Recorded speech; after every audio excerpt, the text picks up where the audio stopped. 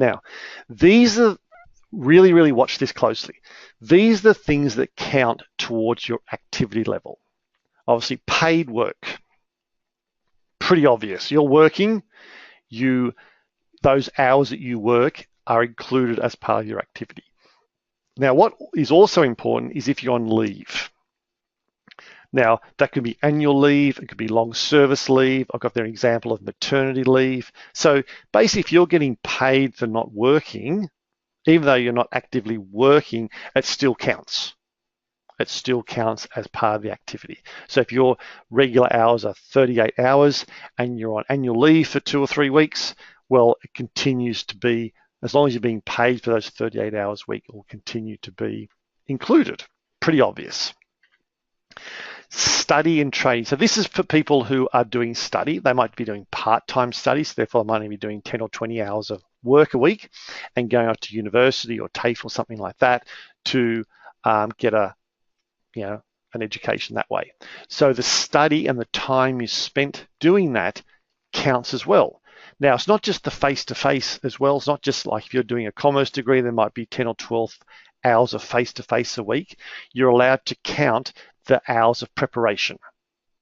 So it could be fairly generous, and there is no guidelines. The Centrelink haven't come out and said, all right, well, if you're doing 3 for every 1 hour of face-to-face, that counts for 3 hours of preparation. They haven't done that. So you have to keep the track of it yourself. Very flexible and very, very good to understand that that's the way they do it. Unpaid work in a family business. So again, the family business doesn't have to be your family business, or your family, but it could be your cousins, or it could be your uncles, or something like that. It could be so people get that there's family businesses out there that have cheap labor in family members, and really they probably don't get paid through the books. Or they might get paid, but their business might be run through a family trust or a discretionary trust or something like that. So therefore, there's not actually a pay slip coming through, but gets paid some other way. They get that. And again, how do they test it? Well, it's your word against Centrelink's in most cases, how many hours you actually work. Remember that. Okay, next one's really important. Looking for work. Centrelink allow looking for work to be an activity. Now again, they don't have any guidelines on what looking for work is. Now, to me, looking for work is going through the paper and looking in the work wanted section. Could be going on Seek and having a look around. Like it's whatever you are comfortable in saying and how many hours you spend looking for work. It doesn't have to be job interviews. It doesn't have to be going through and knocking on doors or anything like that. It's just, again, I'll get to the end of this, and it really comes down to the person who is doing the claim and how much it's actually worth to them, how many corners they may cut on things like this. But anyhow, looking for work is included. Volunteering, now, they Centrelink have put some guidelines on volunteering, and really has to be for a registered or recognised not-for-profit organisation. Now, so unfortunately, the school canteen tuck shop is not considered volunteer work. Mind you, I think that the people that actually do the tuck shop work doing a lot more work than people that work for some of those not-for-profit organisations anyhow. So just be aware of that when you read the word volunteering. Self-employment, well, that's sort of self-explained, because sometimes that, a lot of those really, really lucky people like myself who are self-employed, they don't make as much money as you probably think, and it's hard to actually keep track of how many hours they work. They could be telling everyone they work 30 or 40 hours a week, but it's probably close to 60 or 70. They just don't want to tell anyone. But that counts as well, because it is hard to actually track that.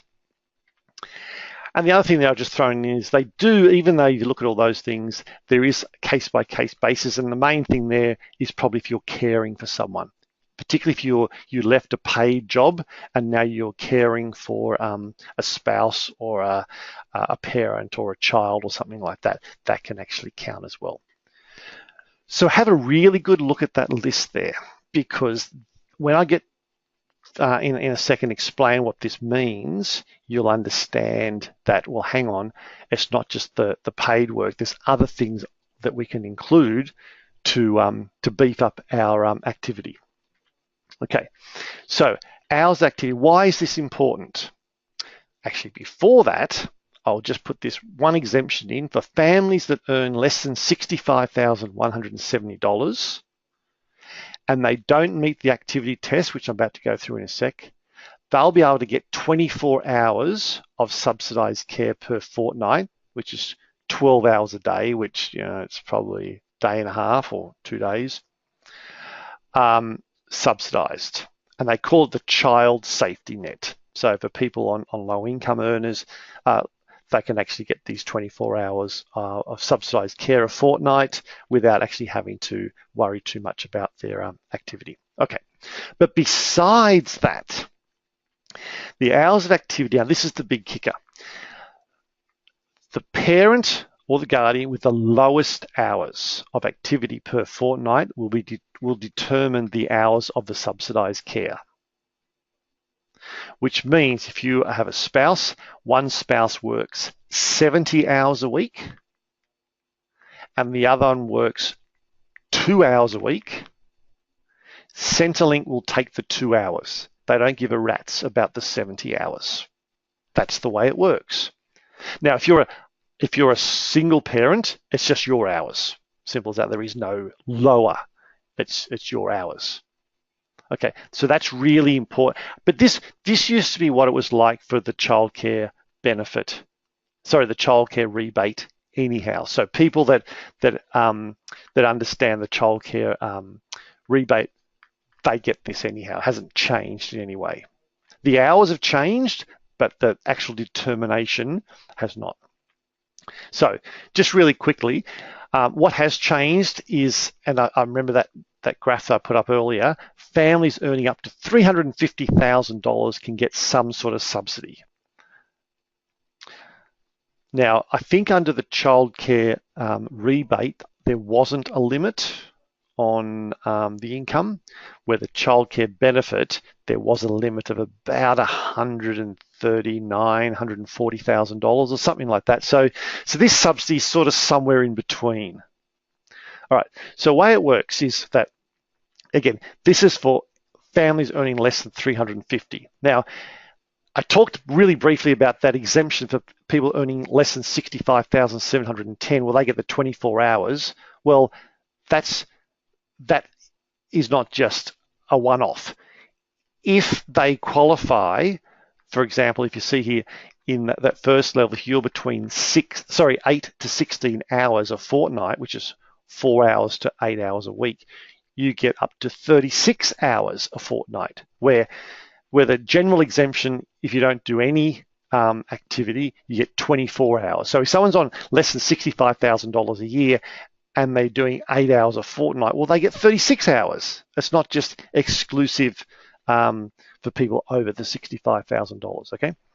So they're the sort of hours you've got to do. I'll just quickly go through those. So if you are doing 8 to 16 hours a fortnight, you get 36 hours of subsidized care a fortnight. So the important thing to know there is the 8. Again, breaking it back down to a week, so that's 4 hours a week. So the lower activity spouse needs to do a minimum of 4 hours per week activity to get something if you earn over $65,000 a year and under $350,000. You get that? And if you do that, you get 36 hours a fortnight, which is obviously, 18 hours a week, which is probably gets you 2 days. So 4 hours a week. So if you go back to some of those things, just really quickly go back to some of those things we talked about, 4 hours. If you can't come up with 4 hours of study, training, needs to be a certificate 3, by the way, looking for work, come on. You're not trying. All right, I'm just going to leave it there before I rattle on any more about, sorry, where was I up to? Yeah, so this slide. So again, they're the different things. So once you go over 16 hours and less than 48 hours, you get up to 72 hours a fortnight. And once you go over this, again, the lower activity person, 48 hours a fortnight, which is only 24 hours a week, you get up to 100 hours of subsidized childcare a fortnight. So that's 50 hours a week. So that's 5 days of 10 hours. Pretty good. Now, what happens if you can send your children for as many hours as you want? So you may only qualify for the 36 hours of subsidized childcare a fortnight, but you might just want to, because you're doing other things, you might want to send them for 50 hours. So what happens is that the first 36 hours a fortnight you get subsidized for, and the other 14 hours you don't. You have to pay full fees for that. And I'll go through that example a little bit later. Okay, so everyone I think understands that. The important thing is to understand that if you're a single parent, it's just your hours. There is one exemption which is really important for families who do not meet the activity test at all. So this would be people who are over that $65,000 we talked about. Because you're under 65, you get the 24 hours anyhow. So if you're over the $65,710 combined income, adjusted for all those things, but you don't pass the least active person in the family, doesn't cover at least 4 hours a week activity, you are still eligible to get the preschool program subsidized for you. Now, the preschool program is up to 36 hours a fortnight. It can be done in the year before they start school. So we're talking about 3 and 4 year olds. And it can only be done at centers which actually offer the school ready program, which is a lot of places.